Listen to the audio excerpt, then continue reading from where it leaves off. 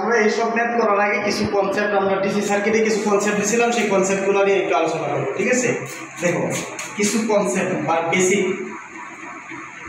কিছু কথা আমরা ডিসি সার্কিটে আলোচনা করছিলাম।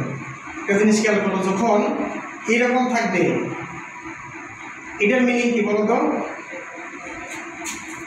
আমাদের এটা কিন্তু ইলেকট্রনিক্সে খুব কাজে লাগবে, ডিসিতে আলোচনা করছি। এটার মিনিংটা হচ্ছে এটা পজিটিভ, ঠিক আছে, একটা পজিটিভ, তারপর এটা কি নেগেটিভ, তারপর এটা কি গ্রাউন্ড। কি মনে আছে? ঠিক আছে, জাস্ট অনলি ফর একটা সোর্সের মতো, তাই না?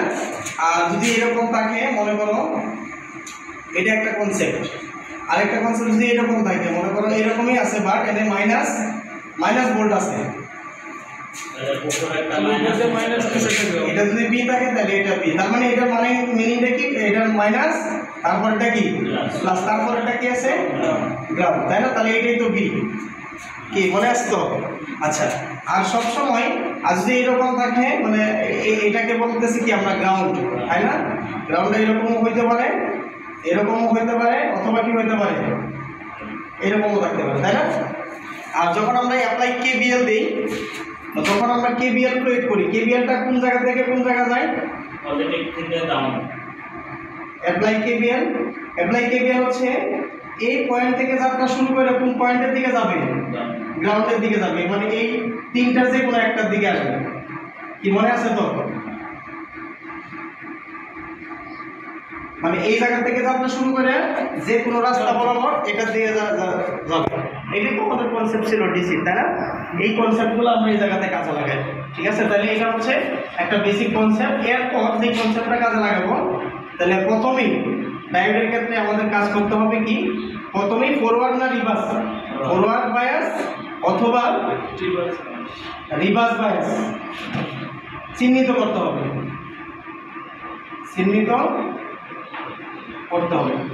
তাহলে প্রথমেই যে কাজটা আমাকে করতে হবে ডায়োডের ক্ষেত্রে, যে প্রথমে কি ফরওয়ার্ড বায়াস আছে না রিভার্স বায়াস আছে, এটা চিহ্নিত করতে হবে, তাই না?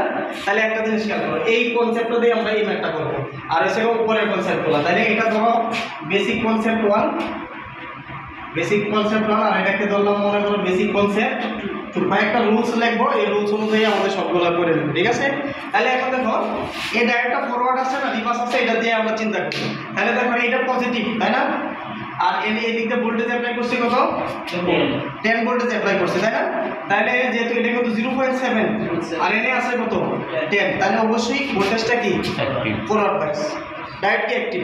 আবার এই দিক থেকেও যদি চিন্তা করি, দেখো এনে আছে কত -5, তাহলে এইটা ভোল্টেজটা কি মাইনাস, তাহলে মাইনাসে ফরওয়ার্ড বায়াস, প্লাসে ফরওয়ার্ড বায়াস। ঠিক আছে, মাইনাসে ফরওয়ার্ড বায়াস। যে দিক থেকে চিন্তা করো, ফরওয়ার্ড বায়াস কখন হয়? যখন মাইনাস এবং মাইনাস হয়, তখন কি হয় সেটা ফরওয়ার্ড বায়াস। আর যখন প্লাস এবং প্লাস হয়, তখনও সেটা কি হয়ে যাবে ফরওয়ার্ড বায়াস। আর যদি মাইনাস প্লাস হয়, তাহলে সেটা কি হবে রিভার্স বায়াস, অথবা প্লাস মাইনাস যদি হয়, তাহলে সেটা কি হবে রিভার্স বায়াস। ক্লিয়ার? কথা ক্লিয়ার?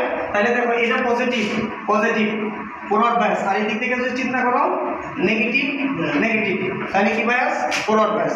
তাহলে যেহেতু ফরওয়ার্ড বায়াস আছে, তাহলে ডায়োডটা কি আছে অ্যাক্টিভ আছে।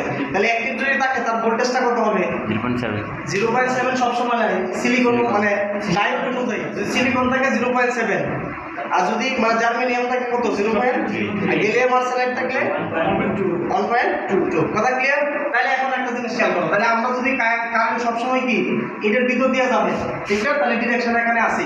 তাহলে একটা জিনিস খেয়াল করো, এই জায়গা থেকে কি এই পর্যন্ত আমরা কেবিএল দিতে পারি না? আর এটার মিনিংটা কি বলো তো? এই যে দেখো মাইনাস ভোল্টেজ আছে, এই যে এটা প্রথমটা মাইনাস, তারপরটা কি প্লাস, তারপরটা কি গ্রাউন্ড, তাই না? তাহলে আমরা এটাকে মনে এটা রিপ্লেস করতে পারি না এরকম মনে। তাহলে এটা হচ্ছে মাইনাস, তারপরটা প্লাস, তারপরটা কি গ্রাউন্ড। এটাই তো 5 ভোল্টেজ এটা। তাহলে এটা আমাদের লেখার আলাদা দরকার আছে? দরকার নেই। তাহলে দেখো এই ম্যাথটা সলিউশন করতেছি, ভালো করে বুঝো। ঠিক আছে, একবার ইজি। Apply KBL. তাহলে কেবিএলটা কোন জায়গা থেকে কোন পর্যন্ত যায়? এই প্লাস থেকে গ্রাউন্ডে কেবিএল সবসময় কোন জায়গা থেকে যায়? এই যে দেখো এই পয়েন্ট থেকে গ্রাউন্ডে যে কোনো একটা দেয়, তাইলে দেখো এটার মধ্যে কিন্তু গ্রাউন্ড নাই, কিন্তু গ্রাউন্ড কি আছে? এই মাইনাস দিয়ে কি করছে? উজ্জ্ব করে দিছে। কথা ক্লিয়ার? তাহলে দেখো অ্যাপ্লাই কেবিএল যদি দেই তাহলে কোন জায়গা থেকে যাচ্ছে? 10 বুঝছো? তাহলে আমি যে দিকে কারেন্টটা কি আমার সাথে সাথে, তাহলে কি লিখতে পারি? -4.7 ইনটু কত? আই। তাহলে এটা দেখো কিলো ওহম আছে, তাহলে কারেন্টটা সবসময় কিসে আসবে? মিলিতে আসবে। যেহেতু কিলো আছে কারেন্ট আসবে কিসে? মিলি। আর ভোল্টেজ সবসময় ভোল্টেজই থাকবে। এটা ক্লিয়ার কথা? ওকে, তাহলে 4.7 ইনটু আই, তাহলে এটা পার হচ্ছে, এটা কত ভোল্টেজটা কত? এটা যেহেতু সিলিকন, তাহলে যেহেতু সিলিকন তার মানে প্রথমটা প্লাস, তারপরটা কি মাইনাস না? এটাই তো 0.7। তাহলে যখন সিলিকন পার হচ্ছে তখন কি লিখবো? -0.7। ক্লিয়ার কথা? ওকে, তাহলে দেখো এই কারেন্টটাই তো এই দিক দিয়ে আসতেছে, ঠিক আছে? তাহলে এই দিক দিয়ে কি কোনো কারেন্ট যাবে? যাবে না, কারণ এটা ভোল্ট মিটার, ভোল্টেজ বের করতে বলছে, যার জন্য এই লাইন দিয়ে বরাবর কি করবে না, কোনো কারেন্ট। তাহলে 0.7, তাহলে এই দিক দিয়ে আসতেছে, তাহলে আইও এই দিক দিয়ে আসতেছে, তাহলে কি -2.2 ইনটু কত? আই, কারণ তো আই আছে, তাই না? আচ্ছা, তাহলে এটা কত লেখা যাবে বলো তো? প্লাস। এই তো বুঝে গেছো, যে +5 ইকুয়াল টু কি? 0। তাহলে দেখো আমি সলভ ফাংশন দেব, ঠিক আছে? সলভ ফাংশন দিলে এখান থেকে কি পাইবা? আই এর ভ্যালু পাওয়া যাবে 2.07। তাহলে 2.07 এককটা কি হবে বলো? Milli ampere. Okay, right, clear এতটুকু? তাহলে এটা কি হয়ে গেছে? একটা আনসার, ঠিক আছে? এটা একটা আনসার হয়ে গেছে। ওকে, তাহলে একটা জিনিস খেয়াল করো, এরপরে বের করতে বলছে B1। তাহলে দেখো এই B1টা মানে আই কারেন্টটা কি প্লাস দিয়ে ঢুকতেছে না? তাহলে যেহেতু শুধু খালি একটাই, তাহলে B1 সমান কত লিখতে পারবো আমরা বলো? সুতরাং B1 ইকুয়াল টু 4.07 ইনটু কত? 4.7। দেখো এটা আছে মিলি আর এটা আছে কিলো, তাহলে মিলি আর কিলো কাটা যায়, তাই না? তাহলে কত হয় গুণ করো নাকি? 9.73 ভোল্ট। তাহলে এটা আরেকটা আনসার, কি কঠিন হয়ে যাচ্ছে? ওকে, তারপরে B2 বের করতে বলছে, তাহলে সুতরাং B2, তাহলে B2 দেখো কারেন্টটা কি প্লাস পয়েন্টে ঢুকতেছে না? ওই যে আমাদের একটা one kind of DC Kirchhoff voltage, কারশফের ফর্মুলা আর কিছু না, তাই না? তাহলে কত দূর প্লাস দিয়ে ঢুকতেছে, তাহলে প্লাস, তাহলে আই ভ্যালু কত? 2.07, আর এটা কত আছে? 2.2, তাহলে কত আসে? 4.55। হ্যাঁ, 4.55 ভোল্ট। তাহলে এটা আরেকটা আনসার, কি কঠিন হয়ে যাচ্ছে না? ওকে, এখন দেখো B0 বের করতে বলছে, তাহলে দেখো এই জায়গা থেকে এই পর্যন্ত কি একটা কেবিএল হয়ে যাবে, কারণ আমরা কি এই পয়েন্ট আমরা জানি কি কেবিএল এর কি এই প্লাস থেকে গ্রাউন্ডের যে কোনো একটা যেতে হবে, তাই না? তাহলে দেখো এগেইন বা আবার আর অ্যাপ্লাই কেবিএল লেখার কোনো প্রয়োজন নেই, ঠিক আছে? একবার তো লিখছি, ক্লিয়ার? তাহলে আমরা এই জায়গা থেকে এই পর্যন্ত চলে আসবো, তাহলে কি লিখতে পারি?